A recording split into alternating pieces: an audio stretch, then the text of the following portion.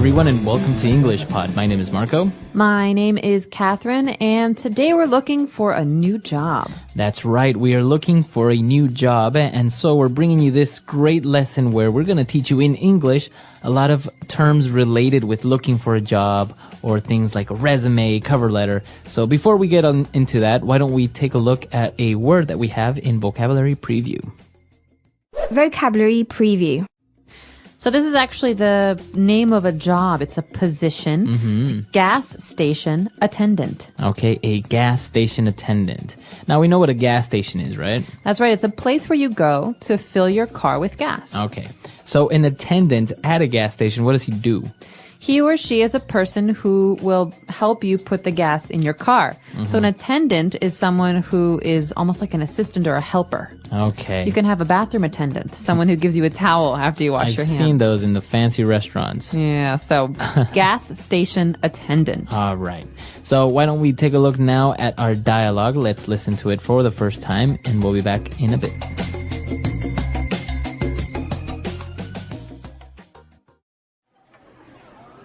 Woohoo!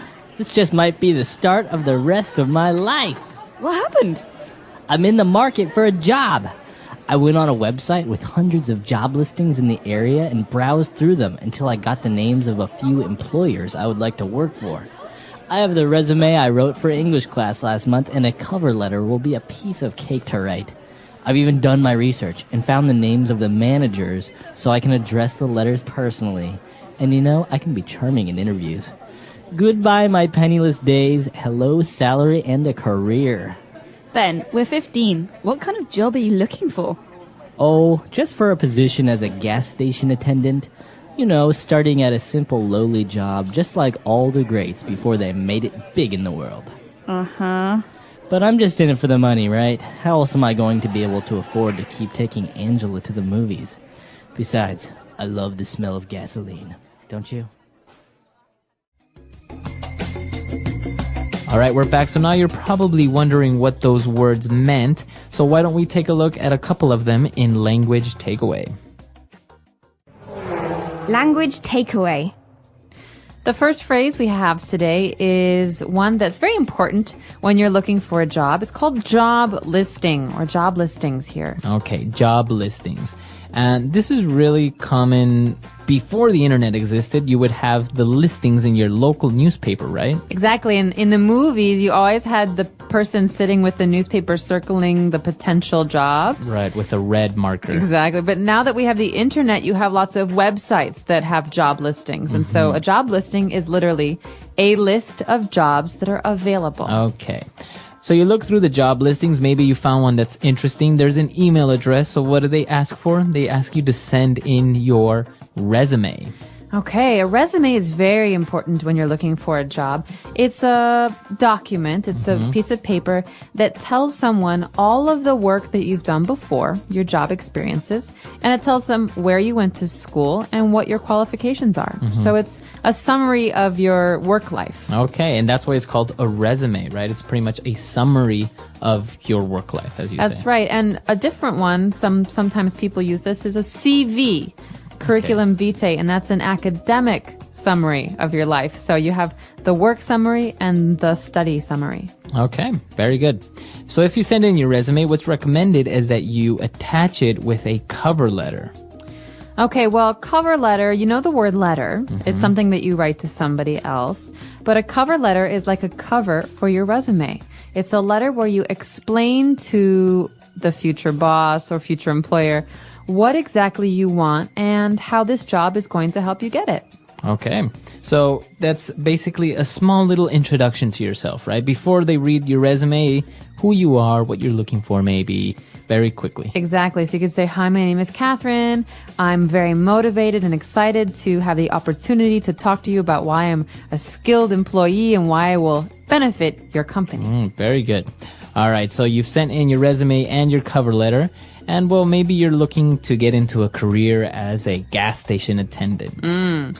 So what's the difference between job and career? Okay, and this is very interesting because in many languages, there is a similar word, which, for example, in Spanish is carrera, right? And that means like a profession. So many people translate it literally as career, but it's not the right word. What is a career? A career I think of as a long-term goal. A career is your profession. It's the name you give yourself. But a job is a position in a company from one time to another. So for example, my job here is host of English Pod. But maybe in the future I will have a media career. Okay. That means that my job or jobs will have to do with this profession. It's kind of a bigger thing. Okay. A longer thing. So maybe you can think of it this way. A career is like, as you say, a bigger picture, like the macro category, right? You're into media and television, for example. And your job specifically is a podcast host. But in the future, maybe I want to have a different job in this career and move into production and be a TV producer. Right. So that's a part of my career path. I can move Very it forward. So career is a very important word. All right. So we've taken a look at a couple of great words. Why don't we listen to our dialogue again, and we'll be back in a bit. Woohoo! This just might be the start of the rest of my life. What happened? I'm in the market for a job. I went on a website with hundreds of job listings in the area and browsed through them until I got the names of a few employers I would like to work for. I have the resume I wrote for English class last month, and a cover letter will be a piece of cake to write. I've even done my research and found the names of the managers so I can address the letters personally. And I can be charming in interviews. Goodbye, my penniless days. Hello, salary and a career. Ben, we're 15. What kind of job are you looking for? Oh, just for a position as a gas station attendant. Starting at a simple lowly job, just like all the greats before they made it big in the world. Uh-huh. But I'm just in it for the money, right? How else am I going to be able to afford to keep taking Angela to the movies? Besides, I love the smell of gasoline. Don't you? All right, we're back. So now we have lined up for you 3 key phrases that we found in this dialogue. So let's take a look at those now in Fluency Builder. Fluency Builder. This first one's a great phrase. It's going to make you sound very fluent in English if you use it. We say in the market for. I'm in the market for a new job. All right, so this person is looking for a new job. He is in the market for. I could also say, I'm in the market for a new house. Marco, do you know any good real estate agents?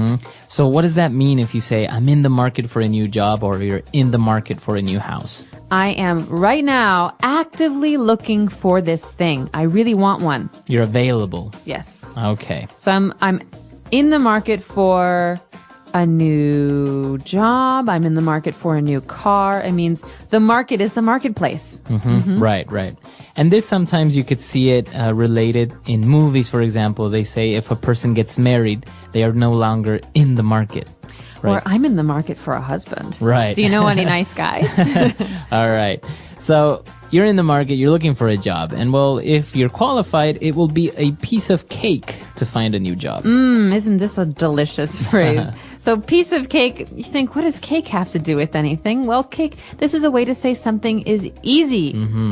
Okay, so It's really easy. this often happens in our office, actually, because you and I understand computers, but we work with someone who has a hard time with computers. And, Right. and she says, it doesn't work. And we're like, it's a piece of cake. It's Come a on. piece of cake. It's so easy. Why is this hard? So a piece of cake is a way to say something is simple. It's And, easy. and it's a very, very, very common phrase. You'll hear it all the time. Piece of cake. Don't worry about it. Piece right? of cake. Hey, can you help me out with this thing? Sure, it's a piece of cake. Okay. All right. And for our last phrase, he was talking about his position as a gas attendant. And he said, well, all the greats, all the famous people, they started somewhere before they made it big. What does he mean with they made it big? Well, the phrase to make it big, or in here in the past tense, made it big, means to be successful. So we're talking about, for example, Albert Einstein. Albert Einstein worked in the patent office he was a clerk in Europe. Switzerland. And, that's not a very impressive job, but it was a Right. job. And he made it big later on as a physicist. And so to make it big is to succeed, to become famous or successful or important. Right. Or sometimes people say, yeah, I made it. I made it big, or I made it in my life. And that means that you were successful. Or this product is going to make it big. It's going to be really successful. Yeah, that's good. Okay, so it's a key phrase, to make it or to make it big. Why don't we listen to our dialogue for the last time, and we'll be back in a little bit. Job hunting refers to the process of searching for employment. It involves identifying suitable job opportunities, preparing application materials, and contacting potential employers.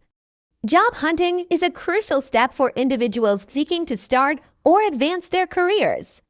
This process requires strategic planning, persistence, and adaptability in a competitive job market.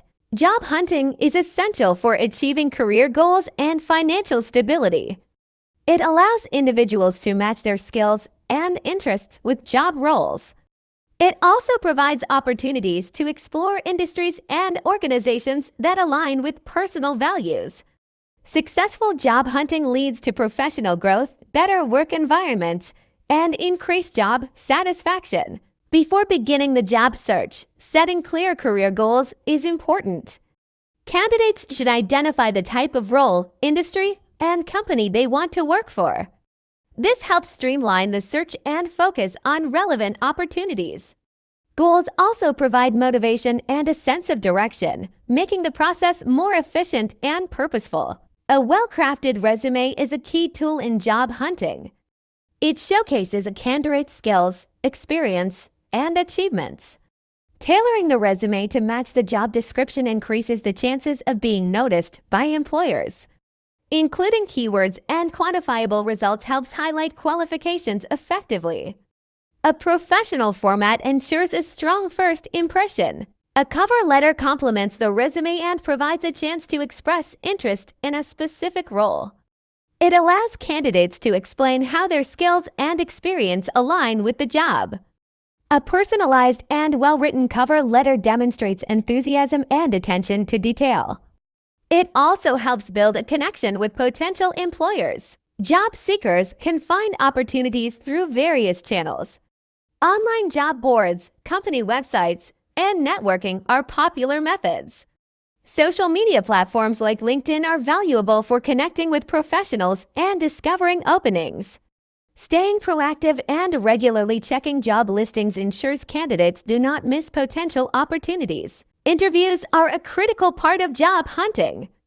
Preparing for common questions, researching the company, and practicing responses can boost confidence. Dressing professionally and arriving on time create a positive impression.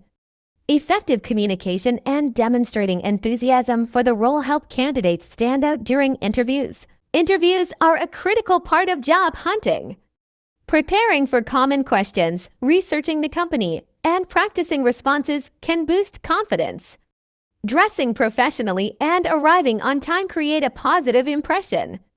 Effective communication and demonstrating enthusiasm for the role help candidates stand out during interviews. Woohoo! This just might be the start of the rest of my life. What happened? I'm in the market for a job. I went on a website with hundreds of job listings in the area and browsed through them until I got the names of a few employers I would like to work for. I have the resume I wrote for English class last month, and a cover letter will be a piece of cake to write. I've even done my research and found the names of the managers so I can address the letters personally. And you know, I can be charming in interviews. Goodbye, my penniless days. Hello, salary and a career. Ben, we're 15. What kind of job are you looking for?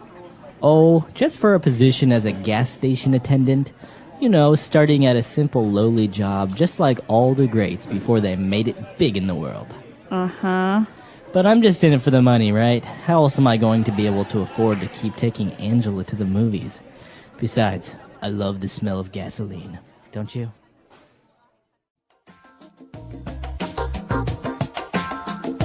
All right, so talking about jobs, now I noticed something that in the United States, unlike many other countries, there are no gas station attendants anymore. There are.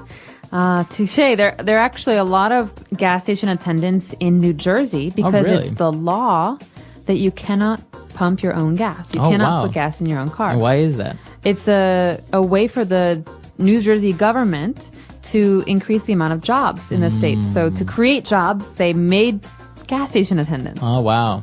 Yeah, I've noticed in some states, for example, you just go up to the pump, and if you have your credit card, you put in your credit card and you pump your own gas. And apparently it also has to do with health issues, because people who are working in gas stations tend to have serious health problems later on. I mean, you're inhaling all these gases from the gasoline. That's right. It's very unhealthy. And I think that's also very dangerous in some places because gas stations are often robbed. Yeah. Because there's only one person and no security sometimes. Yeah. So there are some negative parts of being a gas station attendant. But if it's a job and you need a job, it's probably a good one. Yeah, no, true. I remember seeing Back to the Future when in the 50s you would pull up to a gas station and somebody would check your tire pressure, they would check your oil, and they would clean your windows, and it's just like full service when you pulled up to a gas station. They might even buy you a beer. No. All right. So it's really interesting about these positions. I imagine that, in other places, some job positions that maybe we would find a little bit strange or uncommon.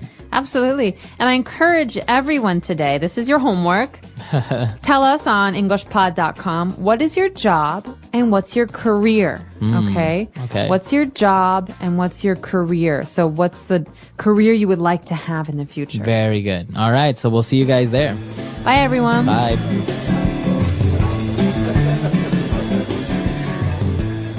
If you want to improve your English skills and enjoy interesting topics, make sure to subscribe to our channel. By subscribing, you won't miss out on our fun and easy podcasts that help you learn speaking, reading, listening, and writing. We upload regularly to keep you engaged and motivated. Click the subscribe button and start your journey to becoming confident in English today. Subscribing to our channel is the best way to stay connected and learn English in a fun, simple, and effective way. Join our growing community of learners and enjoy podcasts designed to make learning enjoyable. Don't forget to hit the subscribe button, like our videos, and share them with friends who want to improve their English skills too. Start learning with us today.